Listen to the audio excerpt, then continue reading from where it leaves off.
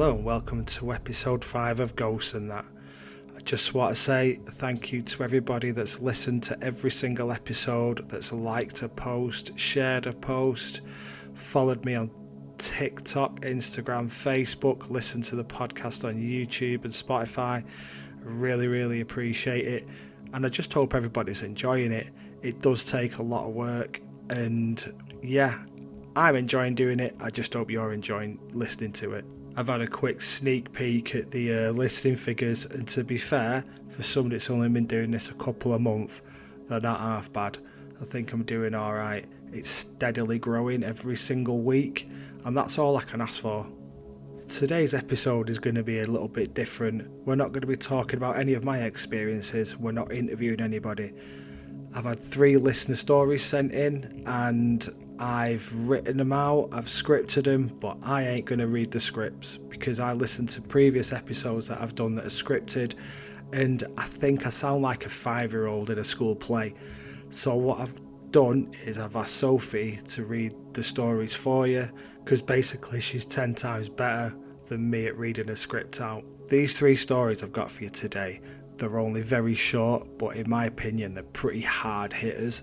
The stories you're going to remember, the stories that are probably going to stick in your head for a couple of days, and they're going to make you just question everything. I've obviously kept the people's names out of the stories because the names aren't important. It's what they experience. It's what's kept them up at night. It's what's left them questioning reality and the possibilities of what is going on around us that some people will never experience, but these people have experienced these things, and I think they're hard to ignore. So now I'm going to pass you over to Sophie, and she's going to read all 3 stories one after the other. After you've listened to these stories, leave us a comment. You tell me what you think, and if you've got any stories like this that you want to share, all you have to do is email me at ghostsandthat@gmail.com. Get onto Instagram, Facebook, TikTok, YouTube. Just send me a message.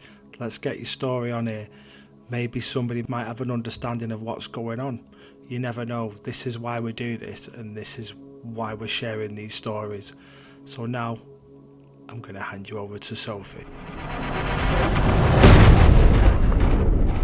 I'm not much of a believer when it comes to the paranormal and ghosts, but what happened to a friend of my family made me think twice about what lies beyond the realms of possibility.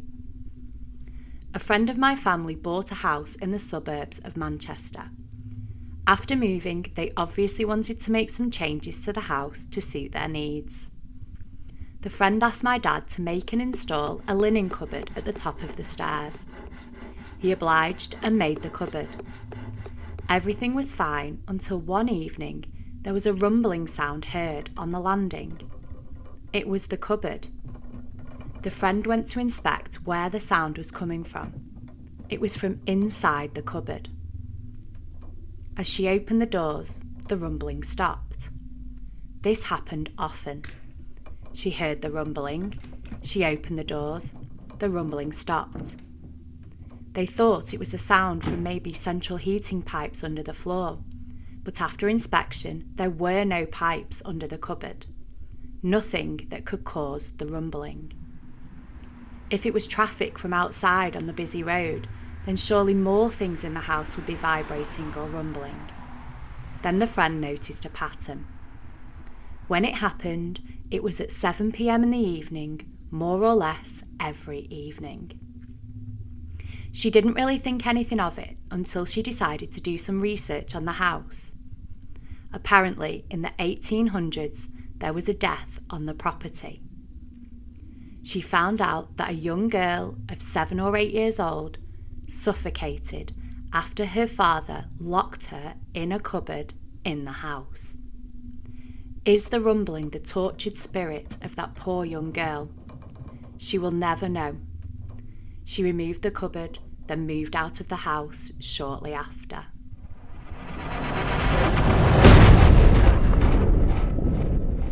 These experiences go back a few years ago at the house of my ex-girlfriends. I don't know much about the house, only that it was built on the consecrated grounds of an old graveyard. I imagine the reason for the removal of the graveyard was to accommodate more houses in the ever-growing area. Obviously, I won't reveal where this house is. I know my ex and her family had had a few experiences in this house. This one was told by my ex-girlfriend's mother. My ex-girlfriend's mother and the rest of the family were fast asleep. It was just a normal night. The house was quiet. After a few hours of being asleep, she was woken up by what she could only describe as voices. Quiet voices of what sounded like children whispering. Confused, she climbed out of the bed to investigate. As she walked down the hallway towards these voices, they seemed to be getting ever so slightly louder with every step. She hears that the whispering is coming from behind the door of her baby son's bedroom. She placed her ear against the door, and all she could hear were the voices of 2 young children. Confused and terrified, she creaked the door open ever so slightly. What she saw, she could not explain. She saw what looked like 2 Victorian children stood over the crib of her newborn son, whispering to each other.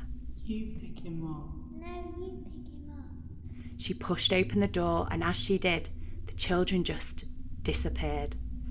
She scooped up her son and rushed back to her bedroom. This isn't the only time the ghosts of these children have been seen. My ex's dad had also seen them both sat on an old church pew that was used as a bench in the back garden. A few nights later, my ex-girlfriend's mother was doing a night feed. Nothing unusual when you have a baby, and this was just a normal night. She was woken to the sound of her baby crying. She went to check on her son, and as you can imagine, he's screaming for a feed.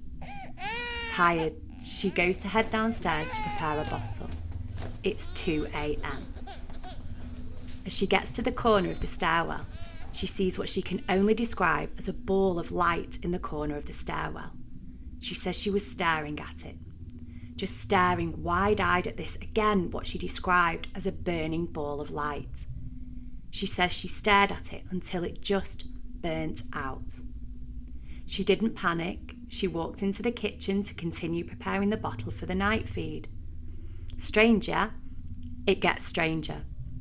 As she walked into the kitchen, she sees the time on the microwave. 6 a.m. She had been staring at this ball of light for 4 whole hours, unaware of how much time had passed. Now, at the time of being told these stories, I was very sceptical, until I'd had an experience of my own in the house. My girlfriend's brother had said that he'd seen a woman or a girl walking around the house wearing a polka dot dress. That's it. He doesn't know who she was or why she was there. I, on the other hand, and her brother then saw something much more sinister. One time, my ex-girlfriend and I were in the front room. Now, in this living room, there is a glass cabinet facing the sofa which reflects the kitchen door. I couldn't see the doorway directly, but I could see it in the reflection. We were watching TV, and just out of the corner of my eye, in the reflection of the cabinet, I can see movement behind me near the kitchen door. I turned my head to look behind me, and all I could see is a dark, shadowy mass stood in the kitchen doorway, perfectly formed in the shape of a man. Thinking there's someone else in the house, I bolt up and checked every room in the house. I'm not the only person to see this shadow figure. A few weeks later, my ex's brother is in the living room playing on his games console, while me and my ex were upstairs. Suddenly, we both heard panicked footsteps running up the stairs. Her brother bursts into the room and is visibly scared. We asked him what happened, and he goes to explain this. I was just sat playing on my game in the living room, and I saw a shadow of a man peer around the kitchen door, look at me, and then shoot back into the kitchen.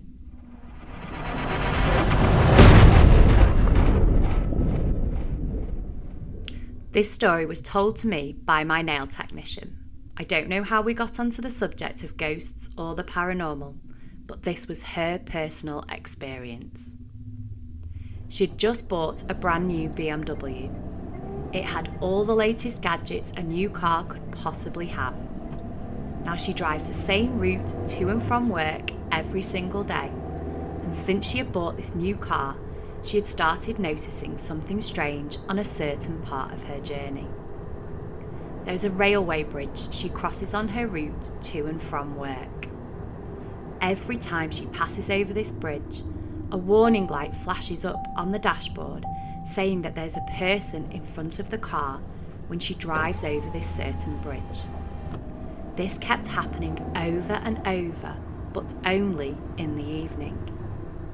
She decided to do some research on the bridge. She discovered that there had been a fatal road traffic accident where sadly a young man had died on that very bridge.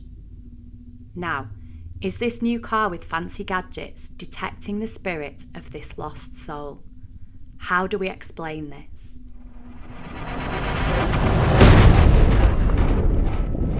Just want to say a massive thank you to Sophie for reading out those 3 listener stories. I actually know the 3 people these stories belong to, and these stories were just told to me in passing, and I've had voice notes through them with them as well, but I was going to put the voice notes on, but I think it's better if we get them narrated, and I think they sound pretty good. If you like this kind of thing on this podcast, let me know and I can do more of it.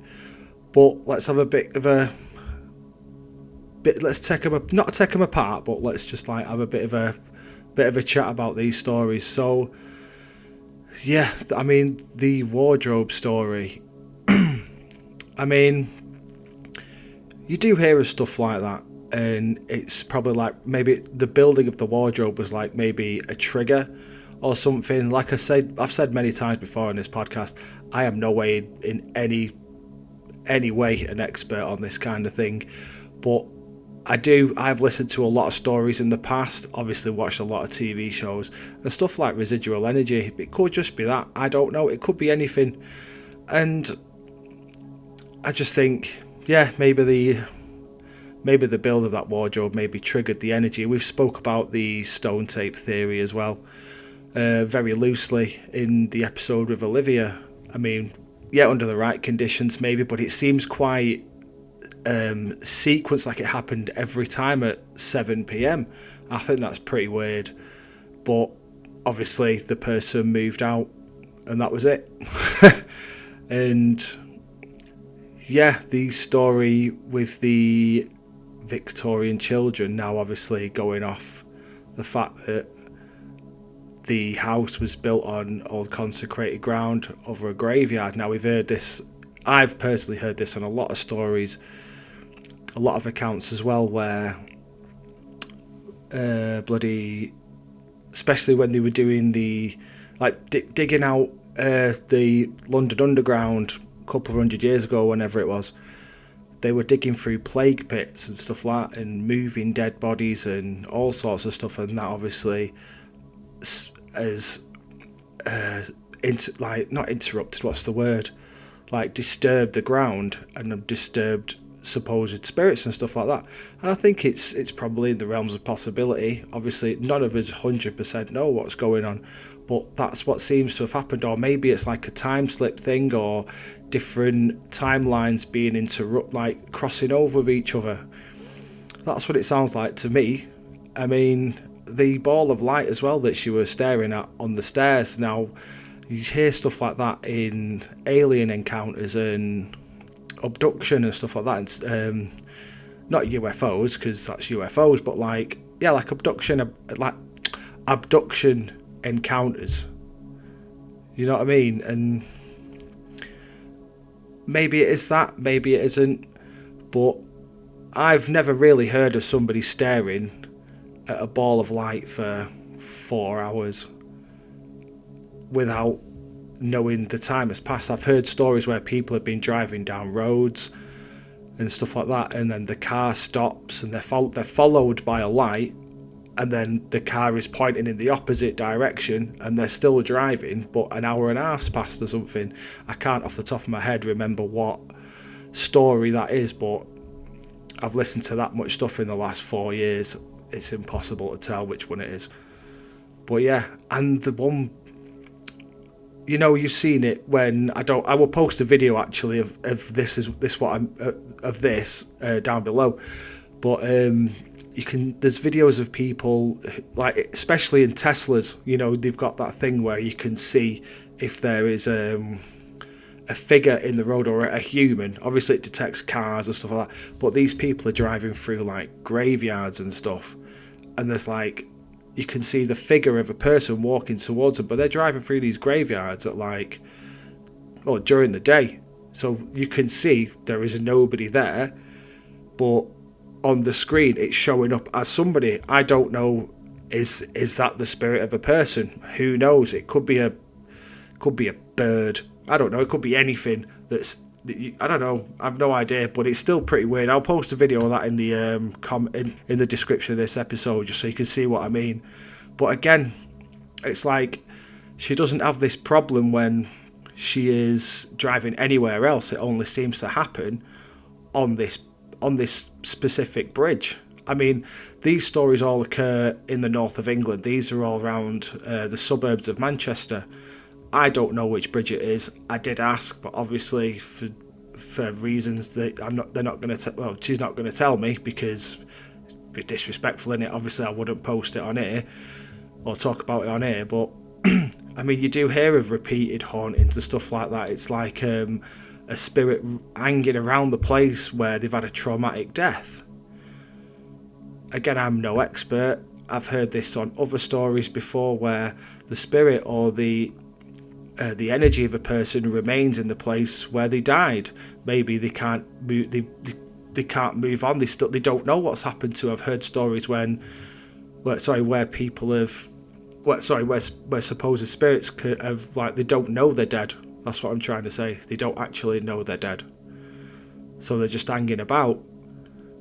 I don't know, but I still think these stories are pretty cool. And if you have your own story you want me to talk about, or we can get Sophie to narrate your story on this podcast, then it'd be greatly appreciated.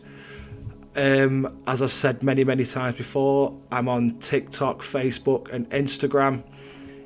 If you would like to send me your stories, it's ghostsandthat@gmail.com. And if you want to send me a voice note on any of my socials, that's fine as well. If you want to send in anonymous stories, that's fine as well. Either way, just let me know if you want your name on it. If you don't, that's fine. We can do a Zoom interview if you like I did with Olivia and like I did with Liam, aka William Seagrave, Lady in the Bay Window. We can do that. So I hope you've enjoyed this episode. The one story that stuck with me today more out of all of them was the Victorian children. Now, that's pretty creepy, that, innit? What would you do? What would you do in that situation? I'd like to know what you do in that situation, because I know what I'd do. I'd probably just shut the door and go, nope. You know what I mean? But I don't know. We're all different, aren't we? Anyway, if you've enjoyed this episode, follow me on Spotify. Find the links to all the socials will be in the description of this episode. And yeah, you know what I'm going to say. Until next time, people, keep an eye out for them ghosts and that.